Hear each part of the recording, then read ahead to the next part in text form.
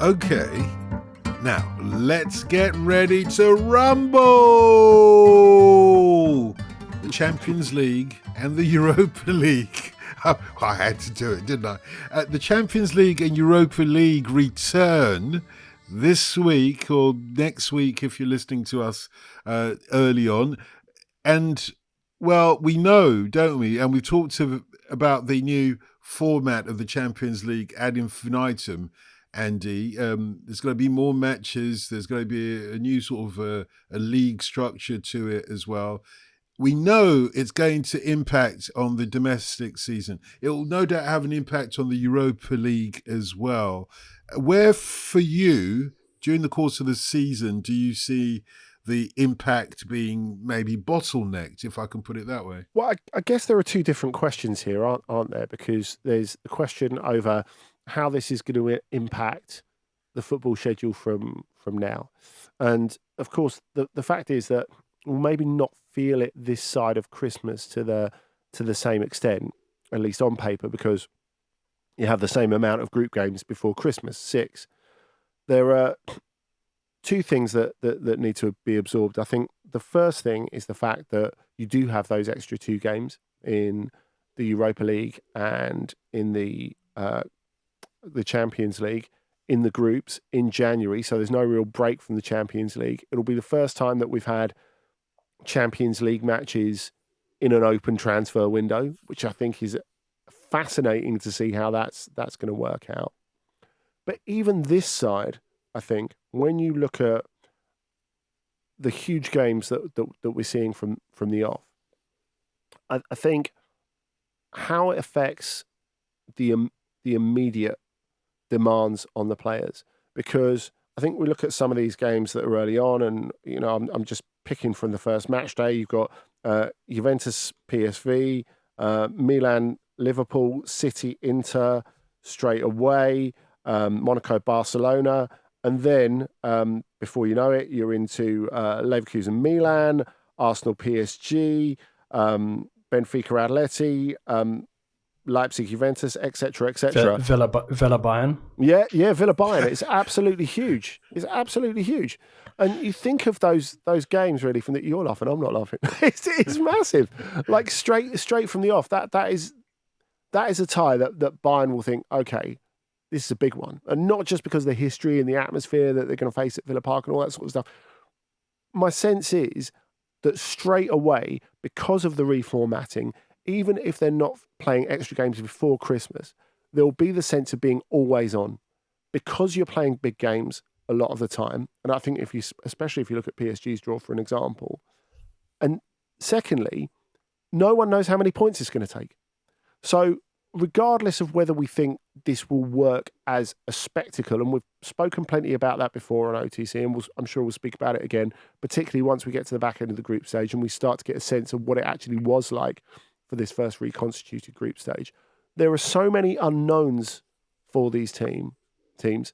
I think that creates a demand in itself. Yeah, I mean, I think as well, to play on that idea of yours about sort of always being on, there's now no longer the luxury of knowing that you play each team away and at home. So you've got to be at your best every single time you come up against a team in the Champions League, because you're not going to get a second crack at beating them. So if there's a team that you're maybe not entirely sure about what sort of level they're going to be at, for example, Bayern looking at Villa and knowing that they're a Premier League side that managed to finish in the top 4, but equally one that hasn't been playing at Champions League level for a long time. So there might be a temptation to sort of, maybe not, I wouldn't say get complacent, but underestimate, that sort of team. So I think the jeopardy factor has definitely been ratcheted up a couple of notches for some of these big teams. But also, I mean, people have said since the draw was made, or PSG, that's quite a tricky route. But equally, it's actually very good for PSG, because I always felt that it counted against PSG being lured into this false sense of security, where they maybe had one semi-challenging team in their group and then the rest of the group was fairly straightforward for them. So they'd always end up finishing in one of those top 2 spots. So now having a couple of really testing fixtures, certainly sort of between now and January, I think that actually works really well for PSG and doesn't allow them to sort of fall into that lull, over the winter break, which sometimes has destroyed their seasons, despite the fact that we discussed earlier that this is a very different PSG now to the one that we've seen, struggle and sort of fall on their face time after time in the Champions League over the years. I don't think anyone's really brought that up so far. It's a really interesting point. That idea that it might have to be a consistent effort through the duration of the competition. So if on paper it's moved away from being what idealists would want as the original European Cup, just champions, just knockouts. Maybe that actually brings it a little bit closer to that in spirit, because you're playing big games all the time and you feel like you have to win it. I mean, in terms of not knowing what to expect and not knowing what the levels of teams are, I will only take that last bit, JJ, as your prediction that Brest are going to beat Real Madrid. I mean, it's that simple, right?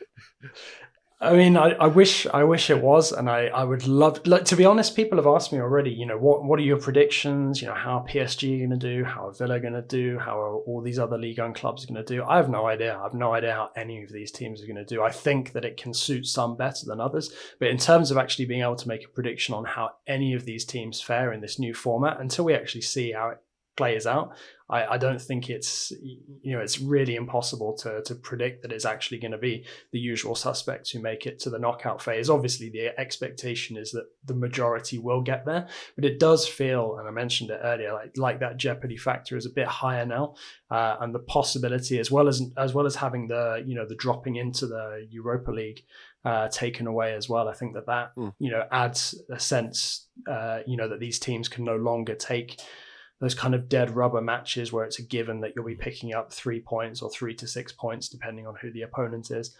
And I think that is a good thing. And also, it keeps it exciting for sort of younger generations of fans. But I mean, it does keep it exciting for us as well, that you don't have these sort of like repetitive games where if one, the first of the two matches is a snooze fest, you probably won't want to watch the second one. So I think it's going to be something different every week, completely different combination of games. And the other thing that few people have really touched on yet, which I think is probably the most fascinating element of them all, is the final round of games. All of them at exactly the same time on exactly the same day. That is going to be absolutely carnage for anybody working in football. Yeah, to paraphrase the late Donald Rumsfeld, there are unknowns and unknown unknowns and unknown unknown unknowns. But the jeopardy for me, it's really an important point that you've made here. The jeopardy, the great jeopardy, is just not knowing how many points you need to do well and to win the thing. Great. It's an old cliche in football, isn't it, Andy, that if you want to win the Champions League, you got to win, or if you win all your games, you're going to win the Champions League, for example. That's a cliche, but that would seem to favour, on paper, teams like Manchester City, for example, who even when they don't need to go to an away match to get all the points if they can. And I'm sure many teams have that as a perspective, but realistically, what's happened in the past are these not dead rubbers, but teams go and play away and accept a defeat because it wasn't that bad. That's gone now, isn't it? Yeah, and I do wonder if, for that reason, the biggest teams are able to build up a position of strength. A sort of mini league at the top. I think that's more of a danger, actually, in the Europa League. I think you look at Tottenham, for example, who have greater financial resources than pretty much anyone in that competition, and they don't have to worry about the possibility of a big gun, like I know an Inter or a Milan, dropping through into the Europa League as well. So they know exactly who their best competitors are already. And the group stage hasn't even started yet. So I think in terms of plotting a course to win the competition, it makes it a lot more, it makes it a lot more visible how you're going to get there, I think. And I just do wonder, with where Spurs are, for example, once it gets to the back end of it, because there is, and it's been something that's blighted the Europa League for a while, the difference between the haves and the have-nots is far more stark than it is in the Champions League. Because in a league like the Premier League, for example, the teams that are Champions League worthy in terms of talent and finance, if you like, there's just too many of them. There is more than to fill a top four. So I think teams who are 6th, 7th could easily fill a Champions League place and do a reasonable job of it. So I think that maybe has an effect as well. But I guess in terms of their outlook, say, for example, if a team has dropped through the Champions League before, one of those big teams has dropped through the Champions League before and struggles to refocus on the Europa League, we've seen that with Manchester City in the past, for example, Manchester United. I wonder if a Spurs has a look at that from the beginning and goes, we can see the path, let's make this a priority. But there's one other thing that I find really, really interesting, and I actually think it's one of the ones that I'm going to pay the most attention to in this new league phase, and that is that there is a levelling factor with Premier League clubs and the rest of sort of the majority of their European competitors, and that's because in England you've got an additional cup competition. I mean, we've seen it already at Conference League level with Chelsea basically constructing one squad for sort of their domestic campaign and another squad for their European one. Now, how that actually is going to sort of translate in the Champions League and Europa League, remains to be seen. But it does feel like there will be an additional challenge element to these Premier League clubs. I mean, unless they all sort of, stick out reserve teams in the League Cup and, most of them drop out fairly early on, that additional distraction could play into the hands of some of the teams that have drawn these Premier League clubs, especially as you get sort of towards the end of the league phase in January. That accumulated fatigue, could be, more vital than ever in terms of levelling the playing field between the Premier League clubs and that financial advantage that they enjoy and pretty much everybody else.